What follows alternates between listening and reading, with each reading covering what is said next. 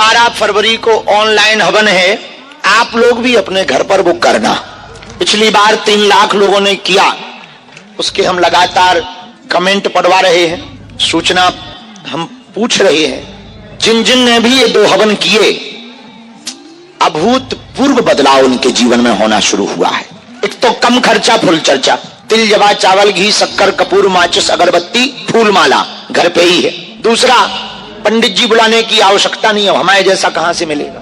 तीसरा, दक्षिणा लगनी नहीं, दे दो सो हम बैठे ही। चौथा, तंत्र मंत्र मारण मोहन वसीकरण स्तंभन उच्चाटन टोना टोटका, इन सबसे ग्रसित लोगों को अब तांत्रिकों के पास जाने की आवश्यकता नहीं है, क्योंकि पंचमुखी हनुमत बीज मंत्र के कवच पाठ का आहुतियां करवाई जाती हैं। तो सामग्री नोट कर लो। आज की सामग्री में हम यहां भी बोल देते हैं, किसी को यहां रखवा देंगे, किसी दुकानदार को कह देते हैं। तिल जवाद चावल घी शक्कर की हवन सामग्री, घी फूल धूप माचिस, लकड़ी का एक पटला, हवन समिधा यानी हवन के लिए लकड़ियां, नारियल सुपारी चावल चंदन, छोटा सा हवन कुंड या ईंटों का हवन कुंड या मिट्टी का हवन कुंड अथवा घर में हो तो वो, कपूर कलावा, और कपूर की मात्रा ज्यादा रखना, लकड़ी की मात्रा ज्यादा रखना। धोती कुर्ता पहनकर बैठो तो बहुत अच्छा है, ना बैठ पाओ तो कोई दिक्कत नहीं। कर्ज मुक्ति के लिए आज एक विशेष उपाय किया जाएगा। 3 आटा के दीपक और 3 खड़े हुए नमक के डर्रा, ये आपको रखना है। उसमें एक विशेष उपाय हवन के ठीक बाद करवाया जाएगा। इतनी सामग्री रात को 9 बजे अपने पास आप रख लेना। हम आचार्य ब्राह्मणों के साथ बैठकर यहीं जब हवन करेंगे तो आपको बताते जाएंगे। आप घर बैठ करके करते जाना या यहां बैठ करके करते जाना, सबको उस हवन का लाभ प्राप्त होगा।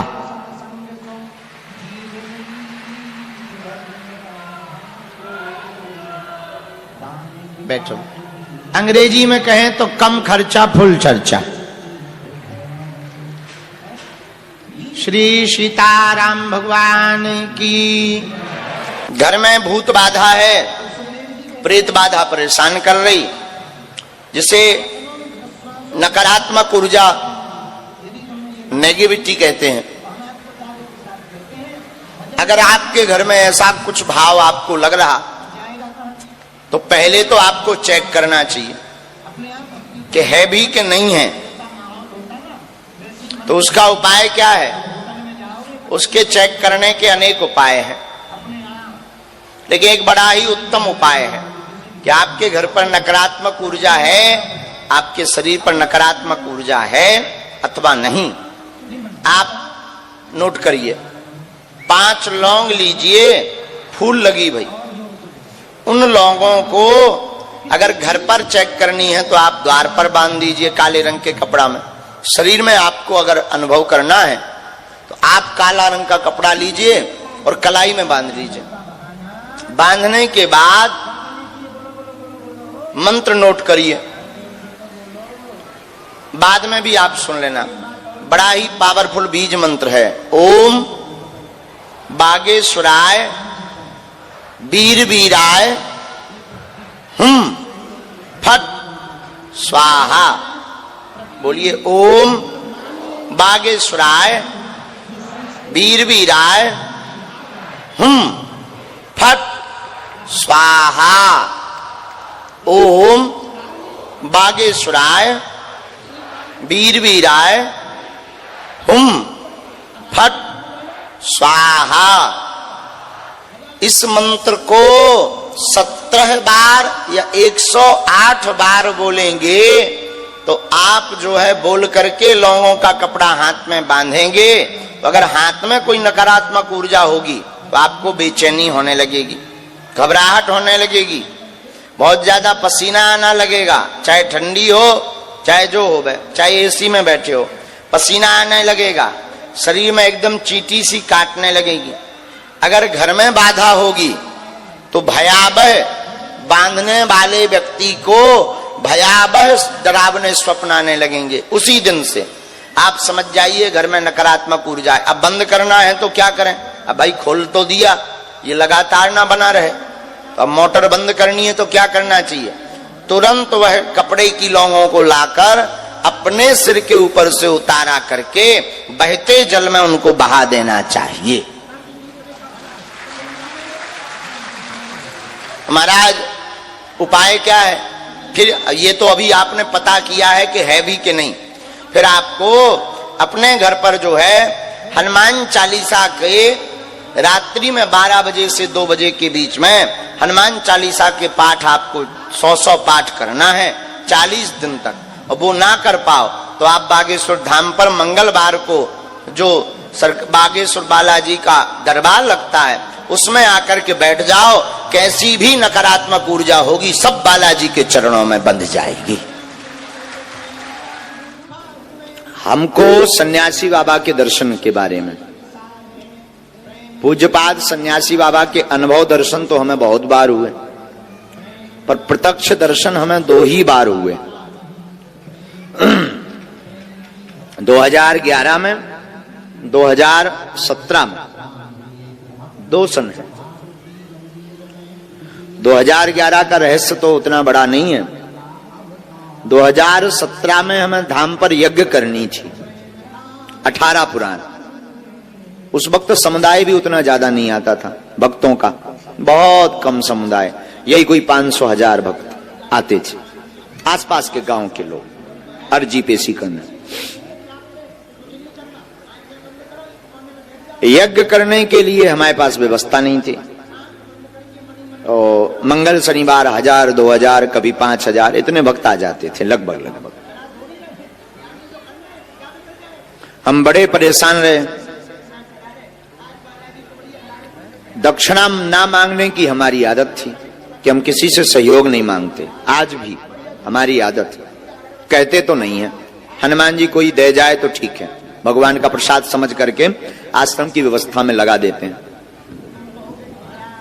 आयोजन बड़ा था, लगभग उस समय में 2017 में 25-26 लाख का खर्च था, क्योंकि उसमें 40 ब्राह्मण आने थे, बनारस से यज्ञाचार आने थे, भंडारा होना था। गांव के लोगों ने पुराण आदि ले लिए, यज्ञ शुरू हो गई जैसे तैसे करके, उठापटक करके। बिल्कुल सत्य चर्चा बता रहे हैं। पुराण शुरू भय होना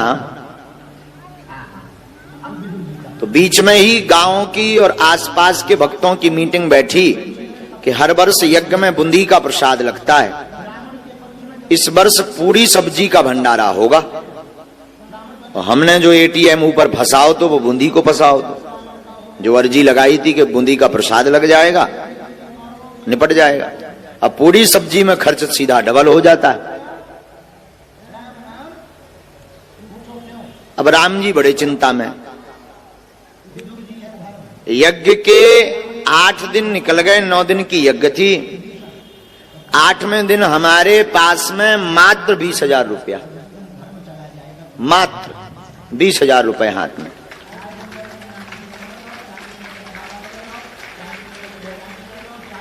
ब्राह्मणों की दक्षिणा ही हमें 4 लाख के लगभग देनी थी और भंडारे का सामान मंगवाना था।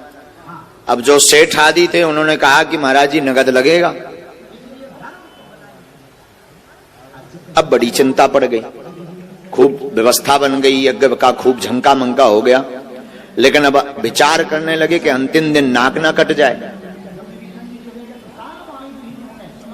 अर्जी लगाएं तो किससे लगाएं?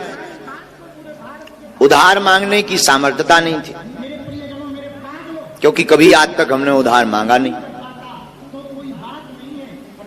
और इतने हम बड़े भी नहीं थे कि कोई हमें उधार इतनी बड़ी रकम 8-10 लाख रुपए दे दे। मन में था कि 3-4 लाख रुपया आ जाए तो ब्राह्मणों की दक्षिणा चुक जाए भंडारे का देखा जाएगा, जो भी होगा सामान मंगाते हैं। तो एक सेठ को निवेदन किया कि हम आपका चुका देंगे, हर हाल में दे देंगे। उसने जैसे तैसे करके राशन सामान तो दे दिया, भंडारा तो बनने लगा, लेकिन अब ब्राह्मणों की दक्षिणा।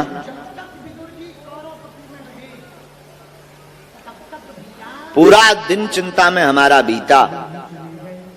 शाम हुई, यहां पर खेत में वहां कोने में रामलीला लगी थी, चित्रकूट की रामलीला थी। 18 पुराण सामने, जहां पर जिगजैग बन रहा है वहां 18 पुराण बैठे थे। और जहां पर यज्ञशाला बनी बड़ी वाली, छोटी छोटी वेदियां बनी 251, यहां पर राम कथा का मंच लगा था। हम राम कथा कर रहे थे स्वयं। गांव का खूब सहयोग मिला, जन जन की जितनी सामर्थ्यता थी गांव वालों ने सहयोग किया। बड़ा आयोजन, हमारे गांव के सब समाज के लोग, अहिरवार समाज के लोग से लेकर के हमारे भाई भैया आ रहे हैं, आदिवासी जी आ रहे हैं, सब जनन ने अटूट मेहनत की दिन ना रात। बड़ी उन्हें प्रसन्नता रहती थी, मन भी बड़ा अच्छा लगता था उन सबका, हमारा भी मन बड़ा गदगद था।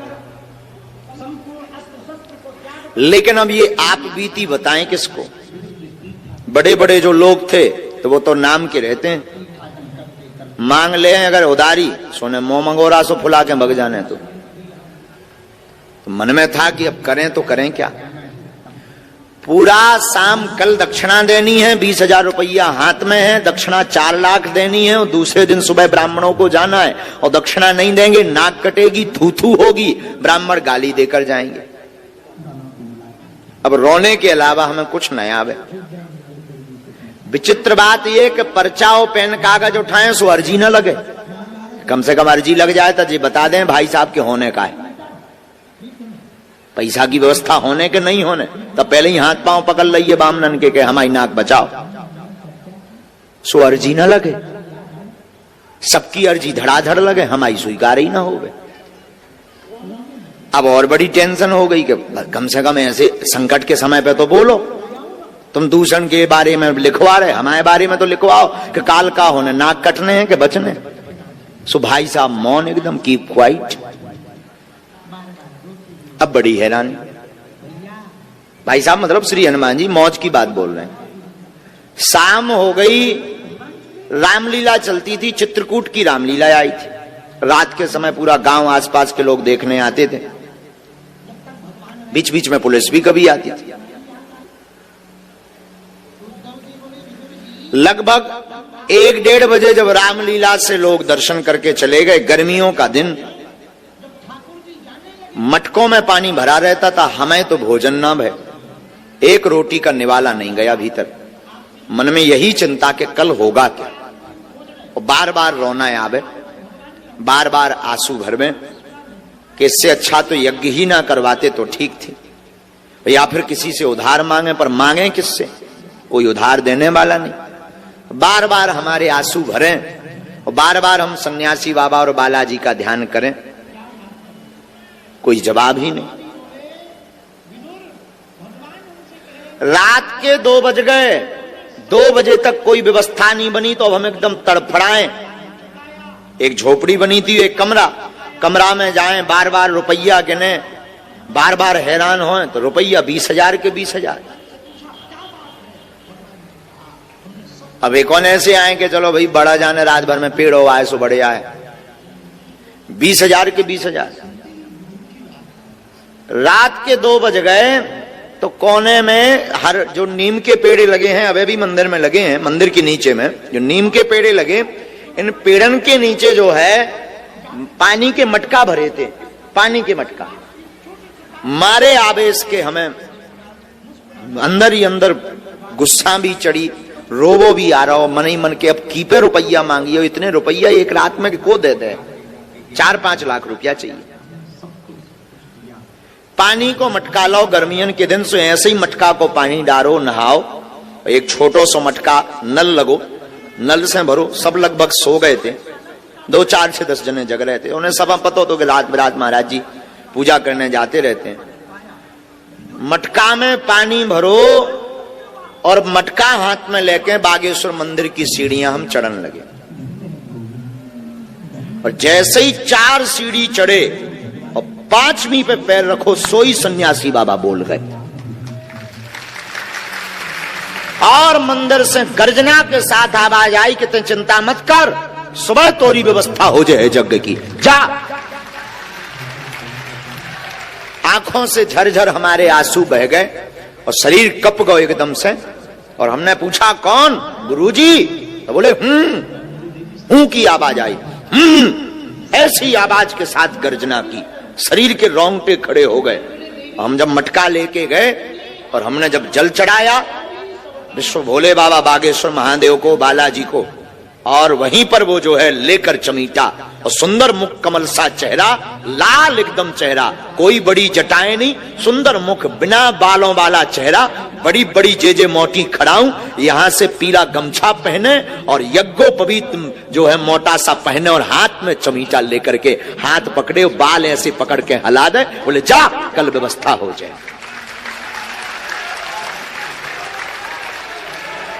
लगभग 20 मिनट तक हमें ध्यान ही नहीं रहा कि हम कहां हैं, निर्भूल हो गए, शरीर सुस्त हो गए। और शंकर जी की जो दालान अभी बनी है उसी दालान में हम गिर पड़े। 20 मिनट बाद जब होश आया तो शरीर पूरा गीला था, असुआ भरे थे, आंखें लाल हती। तब बाद में समझ में आया कि कुछ लीला हो गई। बालाजी को, शंकर जी को प्रणाम किया, सन्यासी बाबा के स्थान पर गए तो दंडवत प्रणाम किया और खूब नचे, दिल खोल के हम 5 मिनट नचे अकेले में।